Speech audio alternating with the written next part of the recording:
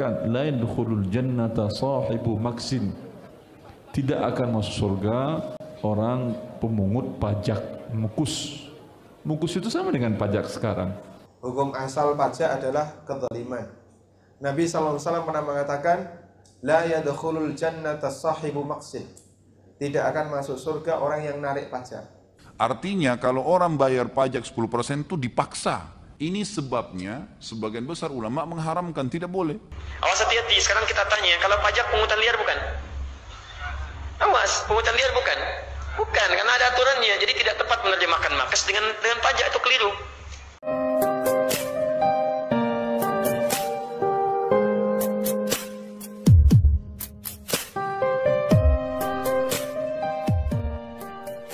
Assalamualaikum warahmatullahi wabarakatuh. Sebagaimana yang kita lihat di video tadi, bahwa Ustadz Wahabi beramai-ramai mengharamkan penarikan pajak. Kata para Ustadz Wahabi ini, penarikan pajak kepada rakyat muslim itu adalah sebuah kezaliman, dan kezaliman adalah haram, tidak boleh dilakukan oleh pemerintah kepada masyarakat. Saya kurang paham ya, kenapa Ustadz Wahabi ini kok bisa mengatakan pajak itu sebagai kezaliman.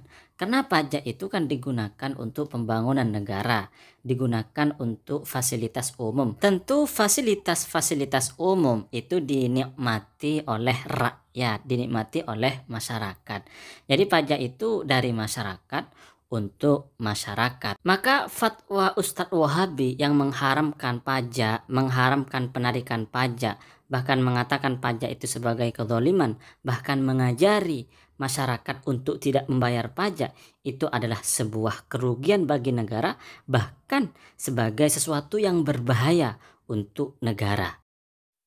Kemudian di antara dalil yang dipakai oleh Ustadz Wahabi untuk mengharamkan penarikan pajak, untuk mengatakan bahwa pajak itu sebuah kezaliman, adalah hadis yang diriwayatkan oleh Imam Abu Daud, dan hadis ini menurut Imam Al-Hakim adalah hadis sahih.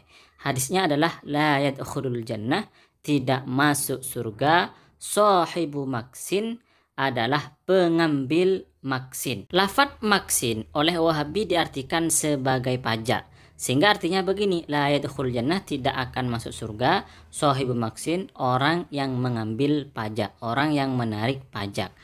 Namun yang perlu kita garis bawahi dan perlu kita kaji secara mendalam adalah lafadz maksin itu apa benar jika diartikan sebagai pajak. Kenapa? Karena jelas sekali bahwa di zaman Rasulullah itu memang tidak ada yang namanya bayar pajak, penarikan pajak, nggak ada. Pemasukan negara pada waktu itu beda dengan pemasukan negara di zaman modern.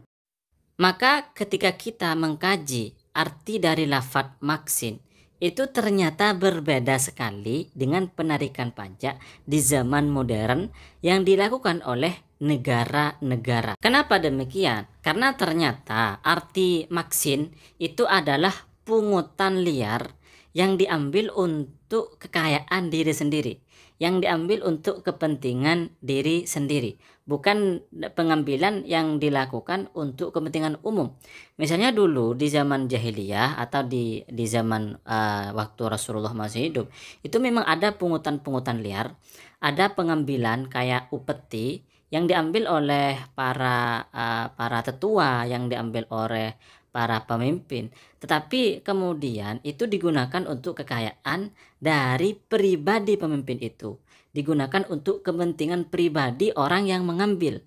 Maka disitulah kemudian kata Rasulullah, tidak akan masuk surga orang yang menjadi sahibu maksin, pengambil maksin, pengambil pungutan liar.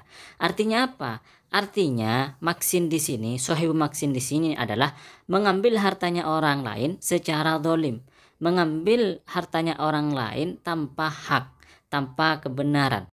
Sedangkan pembayaran pajak yang dilakukan oleh negara kita, misalnya Indonesia, itu nggak sama dengan praktek maksin yang ada di zaman dahulu. Kalau sekarang penarikan pajak itu digunakan untuk kepentingan negara kita. Misalnya di sini disebutkan manfaat pajak itu untuk apa? Ya, pertama untuk dana alokasi umum. kemudian untuk pertanian, kemudian untuk penegakan hukum, kemudian untuk pertahanan dan keamanan.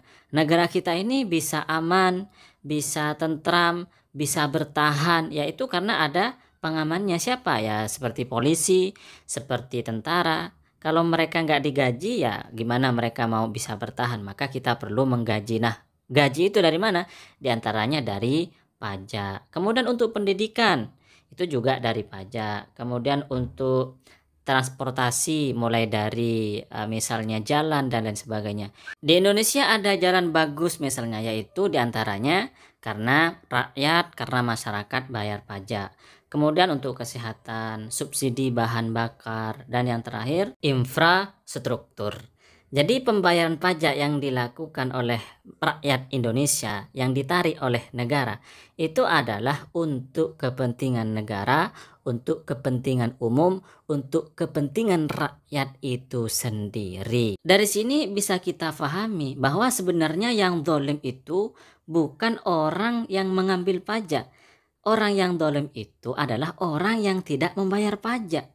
Kenapa? Karena orang yang tidak membayar pajak itu berarti menikmati fasilitas yang mana dia tidak membayar sama sekali.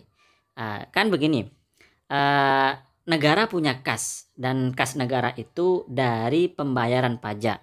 Dari kas negara itu kemudian menjadi APBN. Dari APBN maka kemudian menjadi disalurkan ke banyak hal, termasuk pendidikan, jalan, kesehatan, dan seterusnya. Lalu ada rakyat, ada seseorang dari rakyat Indonesia yang tidak membayar pajak tapi menikmati fasilitas yang ada, menikmati jalan yang bagus, menikmati negara yang aman. Dia karena negara aman dia bisa berbisnis, karena negara aman, tentram, dia kemudian bisa merasakan nikmat hidup di negara Indonesia. Tapi dia sama sekali nggak bayar pajak. Maka sebenarnya dia yang zalim. Kenapa? Karena dia menikmati fasilitas yang ada, tapi dia itu nggak bayar. Orang lain yang disuruh bayar, tetangganya yang disuruh bayar, temannya yang disuruh bayar, rakyat-rakyat yang lain yang disuruh bayar. Bahkan mungkin ada rakyat yang lebih sengsara dari dia bayar pajak, dan kemudian fasilitas yang dihasilkan dari pajak itu dia nikmati, dia nggak bayar pajak. Ini yang sebenarnya itu malah yang zalim, yang tidak bayar pajak sebenarnya. Berarti kalau misalnya ada Wahabi yang mendengar ceramah dari ustadz-ustadz mereka, kemudian mereka serentak tidak bayar pajak, maka mereka lah orang-orang yang zalim. Ustadz-ustadz Wahabi lah orang-orang yang sangat zalim. Kemudian yang juga perlu kita ketahui bahwa wajib bagi kita untuk ikut aturan-aturan pemerintah. Wajib bagi kita untuk taat kepada pemimpin. Wajib bagi kita untuk taat kepada aturan negara dan kebijakan dari pemerintah. Kenapa demikian? Ya karena menurut Islam itu kita memang diwajibkan untuk taat kepada pemimpin selagi bukan maksiat kepada Allah Subhanahu wa taala. Apalagi kebijakan-kebijakan pemerintah tersebut itu termasuk kemaslahatan bagi kita semua, bagi rakyat, bagi masyarakat.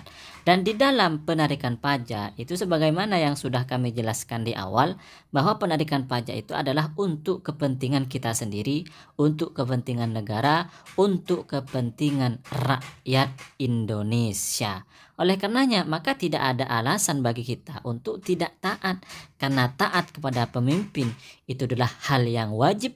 Tidak taat kepada pemimpin berarti melanggar syariat dan berdosa.